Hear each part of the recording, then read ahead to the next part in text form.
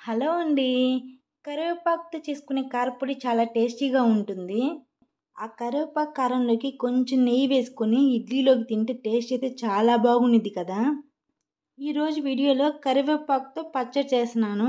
ఇంకెందుకు ఆలస్యం ప్రాసెస్‌లోకి అయితే వెళ్ళిపోదాము.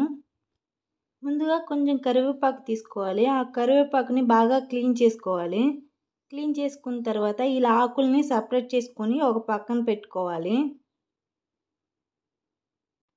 తర్వాత స్టవ్ మీద ఒక కడాయి పెట్టుకుని ఆ కడాయిలోకి ఒక 2 టేబుల్ స్పూన్ ఆయిల్ వేసుకోవాలి. ఈ ఆయిల్లోకి ఒక 15 వరకు ఎండుమిర్చి వేసుకోవాలి. ఈ ఎండుమిర్చిని కొంచెం బాగా ఫ్రై చేసుకోవాలి.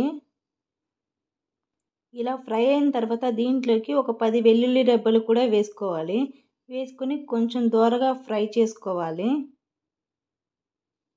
తర్వాత కరివేపాకు ఆకులు కూడా వేసుకొని బాగా మగ్గనివ్వాలి. ఆకు అనేది కొంచెం క్రిస్పీగా అయ్యేదాకా మనం ఫ్రై చేసుకోవాలి.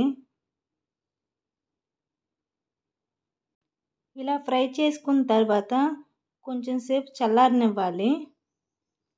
చల్లారిన తర్వాత ఒక మిక్సీ తీసుకొని ఆ మిక్సీలోకి ఈ మొత్తాన్ని అయితే వేసుకోవాలి. ఇలా వేసుకున్న తర్వాత రుచికి సరిపడే సాల్ట్ కూడా వేసుకోవాలి. వేసుకొని ఈ మొత్తాన్ని అయితే మనం మిక్సీ పట్టుకోవాలి. ఇలా మెత్తగా మిక్సీ పట్టుకున్న తర్వాత ఇప్పుడు ఆ పచ్చడికి తాలింపు వేసుకోవాలి.